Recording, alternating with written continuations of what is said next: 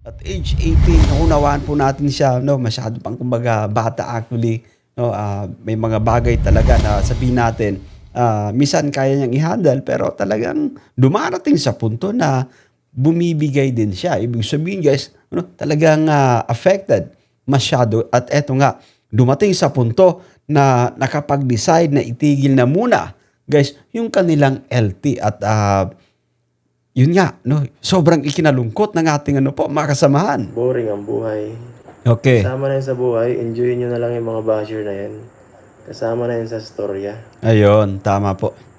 Kasama na yun sa storya, guys. Ako pag na yan, ay nako. Kasama na yan sa aking pampainit ko yan yung mga basher na yan. Lalo ko Tama po, guys. nakikilala kung gustong ipaya yung mga yan. Ayun. Hindi nyo ako mapapabagsak. Kung ako iisipin ko lahat ng mga magko-comment sa akin ng masama, may stress talaga ako. Tama po, yun. No, focus lang sana guys. No? Focus lang BB fiancé, no? Sakali nga sumisilip ka sa ating mga reaction, no? Focus ka lang, no? Huwag mong ganong dibdibin. Huwag mong papansinin itong mga ampalaya, guys, na yan.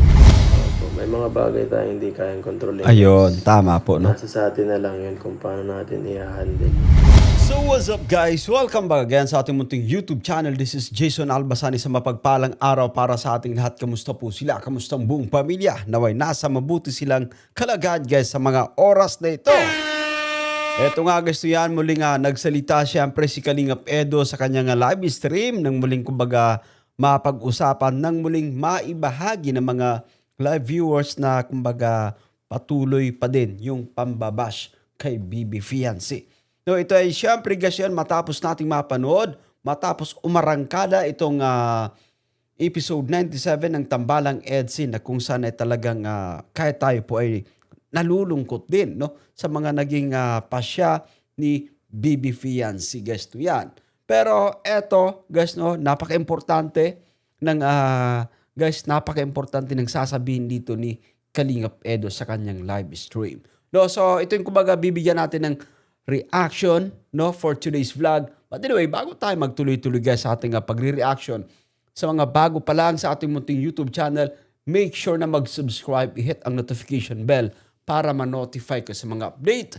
So eto na nga, samahan yung manood, mag-react and feel free na mag-iwan guys ng inyong mga komento. Here we go. Grabe na pambabash nila kay Bessie Benedebet. Nakawawa naman. Okay. Wala naman po tayong wala po tayong magagawa kung yung iba ay gano'n ng kanilang opinion. Okay.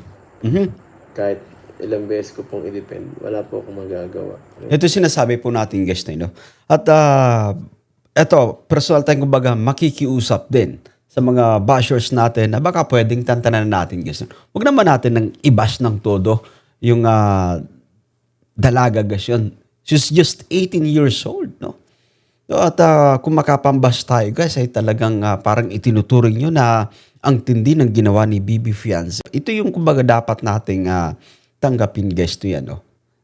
Sabihin natin sa ating pagsusubaybay dito sa Kalingap serye. No? Ay dapat kumbaga ready din yung ating mga sarili na anything can happen. Kagaya nitong nangyari sa EDSI na kumbaga gusto na munang ipatigil no? Yung kanilang LT. No?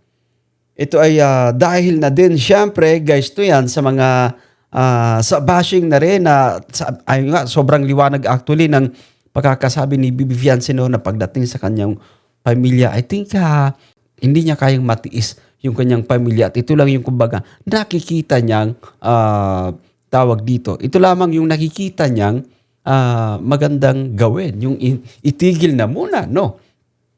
So dito kay Kalingap Eds, nababanggit niya na kumbaga pagdating sa bashing actually, no, ay talagang nandyan na po yan, no. Ibalik natin ng konti, no. Balik natin ng konti, guys. Yung pagdating sa bashing ay kaakibat yan, no, kapag tayo ay sikat na talagang nandyan po yan, no.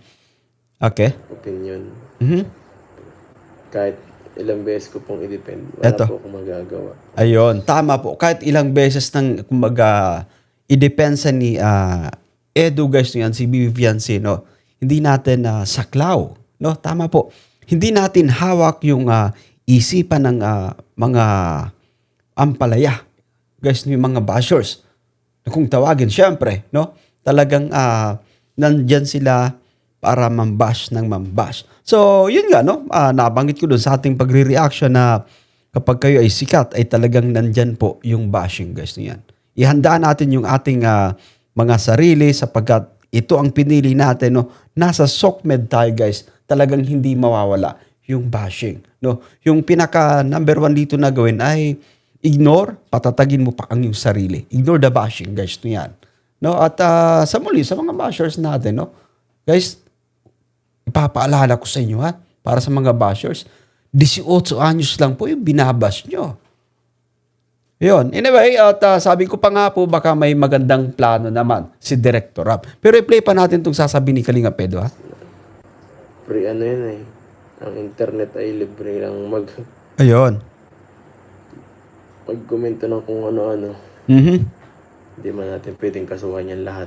Tama po. Kahit pakasuhan mo, mahihirapan ka naman. Ayun. Okay, Ma'am Labi, shout out po. Ako naman, okay lang naman, naintindihan naman natin si Biancy, guys. At respeto lang natin sila, ano? Mhm. Huwag na po nating palakihin. Tama po. Ito sinasabi ko guys sa nauna nating reaction video, no? Na irespeto din natin yung sabihin natin yung naging decision. Kalingap Edo nga guys, nire-respeto niya, no? Iginagalang niya yung naging pasya ni Bibi Fiancé. Tayong mga manunod lang ay talagang dinidikdik dati ng todo yung 18 anyos guys. Yung ating munting dalaga, no? Yan naman ay kumbaga walang ibang iniisip po kundi yung kapakanan ng kanyang pamilya. Hindi po ba, no? I-play pa natin guys, i-play pa natin. Opo, may mga bagay tayo hindi kayang kontrolin. Ayun, tama po, no? Nasa sa atin na lang yun kung paano natin i-handle. Tama po guys, no? Hindi natin hindi lahat ng tao ay kumbaga mapi-please natin, guys, no yan, no? Talagang tama yung sinasabi ni Kalinga Pedro. Nakakatuwa si Kalinga Pedro, no? Anyway, isa na rin ito si Lodi natin, no? Si Lodi Eds na kumbaga veterano na rin, no?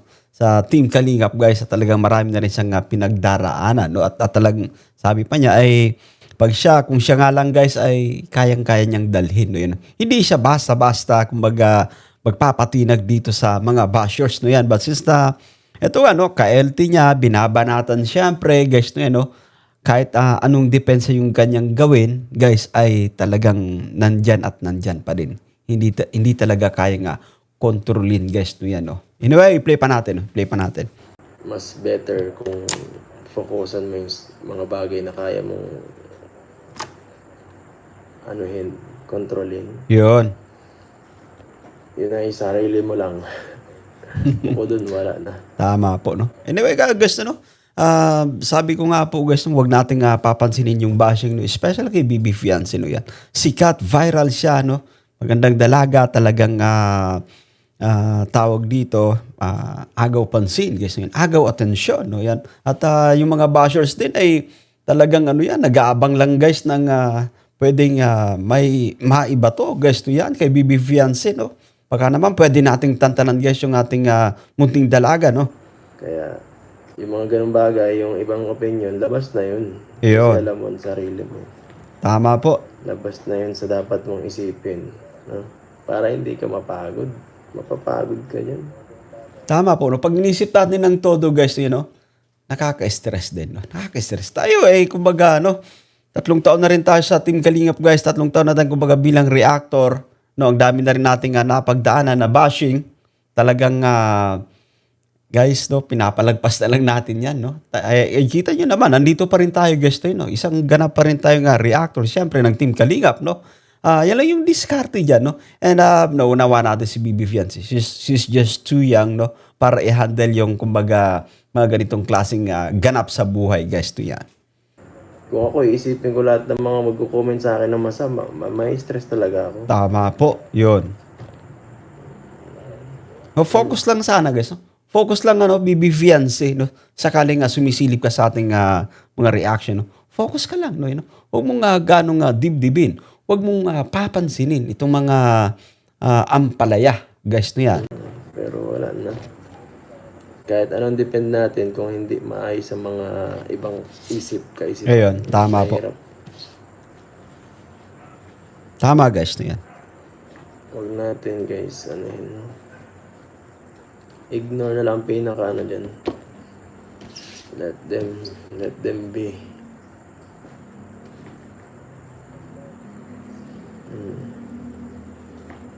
At normal yan. Normal lang yan sa pagsikat. Parang ano yan eh. Hindi iikot ang mundo kung pala lahat tayo mabuti. Tama po guys na yan. Alam mo, isipin natin, no, yan, no? Yung basher, guys, na yan, no? Isang ano yan, halintulad natin sa isang, kumbaga, lutuin, guys, no? Yung basher, isa yan sa sangkap, no? Kapag wala sila, hindi kompleto yung ano mo, yung recipe mo, guys, no yan. Hindi po ba? Yung lutuin mo, guys, ay hindi kompleto kapag wala yung basher. Sila yung, kumbaga, pampasarap natin. Guys, gaya yan sa buhay natin sa SOCMED. No yan. Ulitin po natin, no? Kakibat ng yung kasikatan ay yung, kumbaga, bashers. Nandyan yan. Kaya dapat hindi tayo basta-basta nagpapatinag. Hindi iikot ng maayos ang mundo pag walang ganyan. Yun, na tama sa po. buhay. Ang masama, Mhm. walang kabutihan. Kung lahat mabuti, di walang ano. Hindi na tayo lahat na tayo nasa langit. Diba? Aray mo. Ganito, wala nang test. Ayun. Kung walang problema, ay di walang ano, hindi na tayo kailangan maggawa. Lahat Tama na lang po. tayo kailangan, relax na lang tayo sa buhay. Nakakatuwa guys yun kasi kumbaga naunawa na ni Kalingap Edo yung standings nila guys. Yung kalagayan nila. No, siya bilang kumbaga isang sikat na YouTuber guys no yan. Viviancy naman isang sikat na leading lady. Talagang trending, viral palagi guys no yan no. So, kumbaga alam na ni Eds yung kumbaga kalakalan dito sa SOCMED. Alam niya kung paano niya dalhin yung kanyang sarili. But for now, no, guys, ay BB Fiancé po guys, you know, at age 18, naunawaan po natin siya, no, masyado pang kumbaga bata actually, no, may mga bagay talaga na sabihin natin, minsan kaya niyang i-handle, pero talagang dumarating sa punto na bumibigay din siya. Ibig sabihin guys, no, talagang affected masyado. At eto nga, dumating sa punto na nakapag-decide na itigil na muna, guys, yung kanilang LT. At yun nga, no, sobrang ikinalungkot ng ating mga kasamahan. Boring ang buhay. Okay. Kasama na yun sa buhay, enjoy nyo na lang yung mga basher na yan. Kasama na yun sa storya. Ayun, tama po. Kasama na yun sa storya, guys. Ako pag na yan, ay nako. Kasama na yan sa aking pampainit ko yan yung mga basher na yan. Lalo ko Tama po, guys. Lalo kong gustong ipahiya yung mga yan. Ayun. Hindi nyo ako mapapabagsak. Ito yung sinasabi po natin guys, yung basher actually, no, ano yan, na kumbaga tuwang-tuwa sila kapag nakikita nila affected tayo. Kaya wag nating pansinin ng mga yan, no? Wag tayong kumbaga magpapakita na tinatablan tayo, na nanghihina tayo dahil sa kanila. Kasi mas talo silang kumbaga magiging agresibo sa kumbaga pagbaba sa atin. Paninira ng ating mood. So paano pa tayo makakapag-focus na gumawa ng guys, ng ating content, no? Yan. Hindi po ba? Kasi nagpapadala tayo, no yan. So, pagdating naman dito kay BB Fiancé, no? Although sabi natin, hindi naman sa YouTuber, no yan, no? Talagang yun nga, naba siya dahil sa kanyang naging desisyon, no? Na kumbaga, itigil muna yung vlog, no? Na kung saan ay ito lang naman yung best remedy na kanyang naisip para ma-prevent, no? Para protectionan din yung kanyang family against bashing. No yan. Nasa isip ko, mas gagalingan ko. Ayun. Nasa sarili mo kung paano mo gagamitin yung mga bagay na yan sa iyong advantage. Tama po.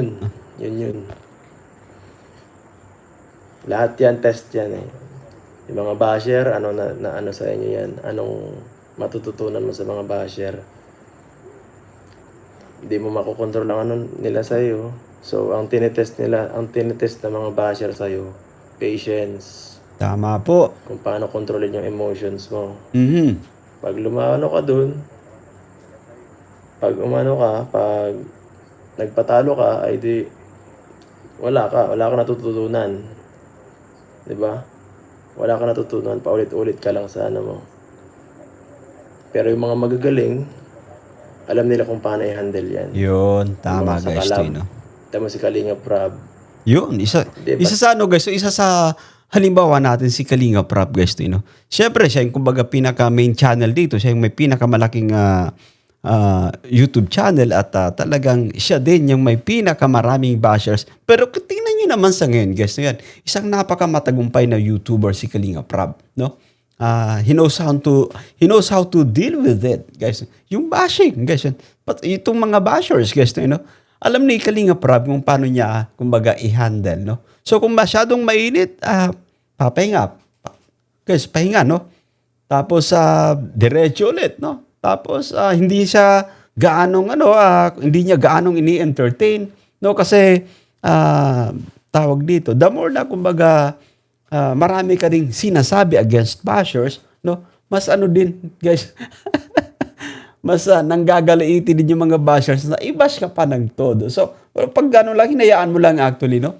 Ay, wala namang ano yan, no? Wala namang, kumbaga, magagawa yan kapag nananahimik lang tayo, guys. Tuloy pa din. Tuloy-tuloy sa ating, kumbaga, regular na ginagawa sa araw-araw. Basta yung mapatol sa mga walang ano, mga mahina, na mga bashing na kung ano-ano lang. Lahat ng mga ano, hindi yan tinatablan basta-basta. Tama po, guys. Mga elite. Yan, veterano rin actually, guys. Veterano rin. Yan. Lagi niyong babantayan yung ano, yung isip niyo, guys. Lagi may gwardiya dan dapat lagi. Natutunan ko yun sa isang ano, matalinong tao.